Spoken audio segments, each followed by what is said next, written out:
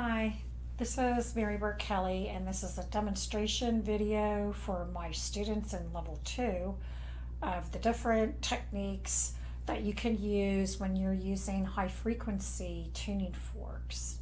Now, you wouldn't want to use all of these techniques in a session. You would use whichever one is appropriate for what you're doing.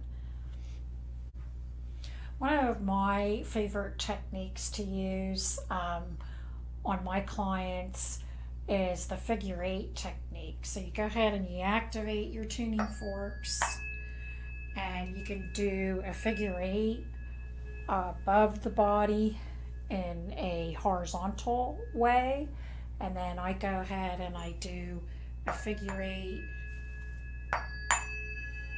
in a more, let's say, vertical position. So both positions, and so these make vertical 8. This makes figure 8s where they're intersecting and they're treating the field of the person, and depending upon which intervals you select, you're doing different things. I happen to have with the new moon, so what I'm doing here is I'm clearing and I'm releasing things in the person's fields, and I'm creating an opening in the fields. And many times, as we've discussed in class, there can be things that are frozen in the fields, emotions, trauma, and then when these are not cleared, they become more and more intense, and they can become physical ailments. So a lot of people benefit from just doing like new moon over them, because it helps release a lot of things that maybe they've had for years and years, and it can create kind of a snowball of improvement. Another technique in using high frequency forks, and I'll do this with the high frequency ohm unison. I have the longer high frequency ohm and the shorter one, and you can do it with any high frequency forks, but it's either called the extended grid pattern, or sometimes if you take classes, there's going to be protocols and they're going to tell you to do an axial grid pattern, but it's the same thing. It's basically you activate the forks, and you can start at the center over the person, and you kind of pull the grids out. There's grids that go around people's bodies. You can pull them out in the one lengthwise direction, and then you can go ahead and pull them out widthwise, let's say, in the other direction. So when you're underneath this as a person and you're feeling this, you can actually sometimes feel the energy separate or move. The same way with when you're clearing things in a figure 8, you can be underneath and you can actually feel energy move. At least, I can, other people can as well. One of my other techniques that I use a lot, particularly if I'm working on chakras, the high frequency forks really work well on chakras, because chakras are basically vortices that stick out in the front of the body and the back of the body. It goes right through, so they react really well to high frequency. So I do the winding technique. So winding would be you activate the fork, activate the other one, and I'm going to hold the ohm, let's say, over the throat chakra, and I'm going to wind with the action fork, with the blue fork. So the colored fork is always the action fork, and I can wind. And what I'm doing here, notice the one is vibrating up, the other is vibrating down, and then together in the middle there, all right, it's creating a winding action where it's actually opening and dispersing anything, because it's the new moon that might be in the chakras. And I can even sometimes throw it away, like in other words, like I'll do winding and then I'll just kind of throw out the energy, kind of move it out because things are clogging or things need to be dispersed out of the chakra. So that's using new moon ohm, but you can use like I have the high frequency Mars and Venus. So if I want to balance a chakra, I can activate let's say I'm going to do this over the heart. I can do it over the heart chakra.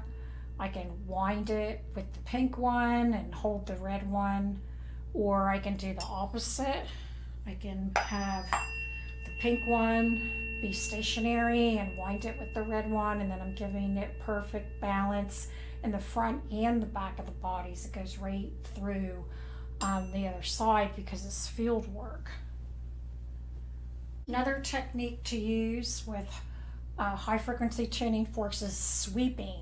I'm going to use the two suns because this is an example of, you can sweep with any interval, but if you wanted to either sweep out negative thought forms or negative energies or negative attachments for a person, or just bring up their vibration so much into the light that nothing negative can stick, you can use sweeping action, or you can use sweeping action whenever you're just trying to move the energy. So sweeping is like this. I might start at the head with these two, and I might come down here and I might just sweep it off into a gong and activate the gong, or sweep it into a bowl.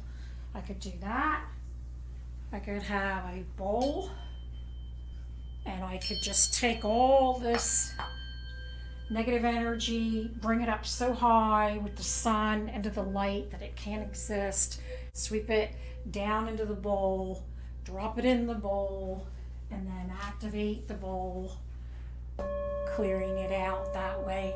But you can sweep with anything. I could sweep with, it was whatever interval you would like to do. The technique is sweeping though, where you sweep like this with the two forks. That's sweeping. Another technique with high frequency tuning forks is cutting. So cutting would be an action like this, that you're cutting something. So when I cut cords coming in, energetic cords coming into people's chakras, this is kind of the action that I'm doing. I happen to be using high frequency Om and high frequency Uranus because it's going to shatter those cords, but you could be doing it with any of them. All right, so that's your cutting action. Just kind of cut them in the air quickly, kind of like a scissors that's cutting. And if you're underneath feeling these techniques, you can actually sometimes feel the difference in how the energy is moving, depending upon how the person is using the forks. One of my other favorite techniques is cocooning people.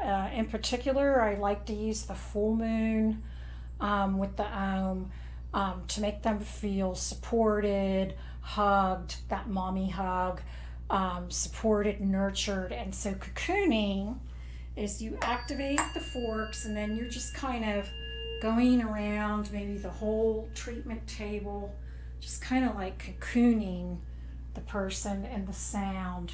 I have to stop here because I have a wire running here, but you would go around the whole table like this and just be cocooning, like kind of folding it in with the cocooning and cocooning the person with whatever sound you're choosing to use. There's also folding. So folding is kind of like this. In other words, you're actually folding the energy with the sound. You're folding it in. So you could fold it in again, you can go around the table that way. You can fold it into an area, like a shoulder area or whatever you want to do with it. It's just another technique. That's folding. Another technique is called whipping.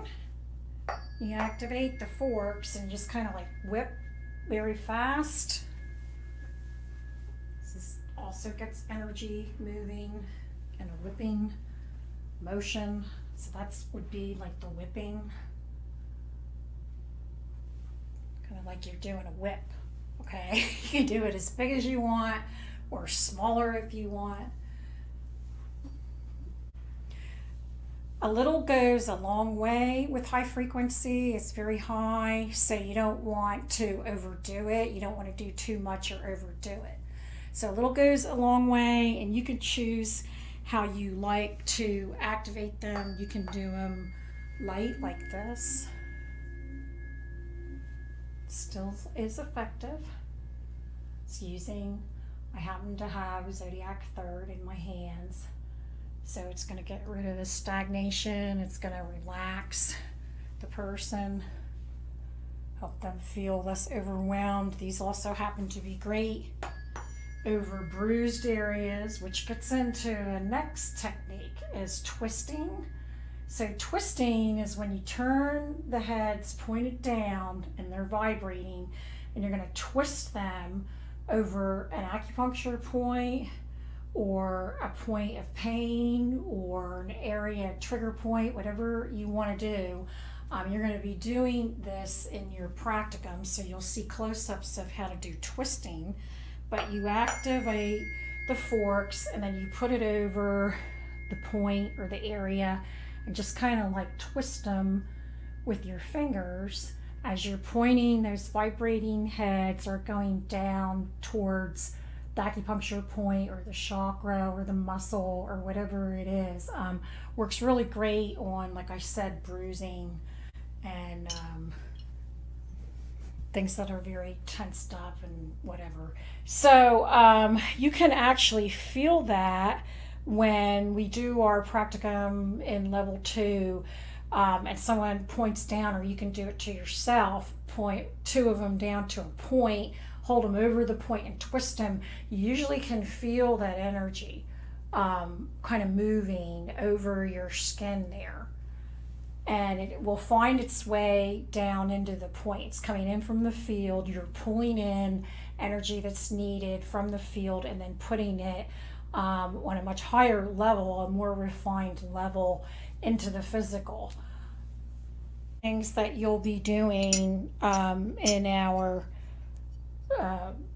practicum with the sacred geometries, you can also draw things. You can make sacred geometry. So you'll actually be practicing that tomorrow in your practicum, but I can draw anything I want. I can go from point to point and bring them down, and I'm drawing, and what I'm setting up in the field is whatever sacred geometry I'm drawing. Now I just did a triangle there like that. So there is that type of drawing. I already showed you the figure 8 is a drawing. You can even use this for boundaries. It's not unusual for me to set my space before I'm doing someone to put a protection like dodecahedron. So I might do like as above, so below, as within, so without, heart to heart, hand to hand, higher self to higher self. I'm go under the wire here. So be it, for the good of all. Okay, so basically I've made a dodecahedron with that, with the sound, and it's going to create like a protection so that there's no interference. So you can do all kinds of things with the drawing and making geometry. Of course, we'll have covered this in class, but you can clear energy of a room or an outdoor environment. I can go through this treatment room after a client, and I can use the new moon fifth just in the environment to go ahead and clear out, disperse out any emotions that were released from the person, disperse any lingering vibrations or energy from the person. You can go outside and you can, draw boundaries with them. You can treat your trees and bushes with them. You can treat environments this way. You can be creative in how you want to make the patterns or how you want to wave them around. So those are the main techniques. you're basically, again, just shifting very, very high frequency energy, which is very fine, which a lot of times that stuff has remained too like undisturbed for too long, and you can actually get more effective results from things you're actually physically placing on a person or in an environment or whatever. By using the high frequencies, you can either use them first, you can use them at the end, you can use them at the beginning and the end, you can even put information in the field at the end for the person to go forward with. So you can just use the different concepts from class and use those high frequency forks accordingly.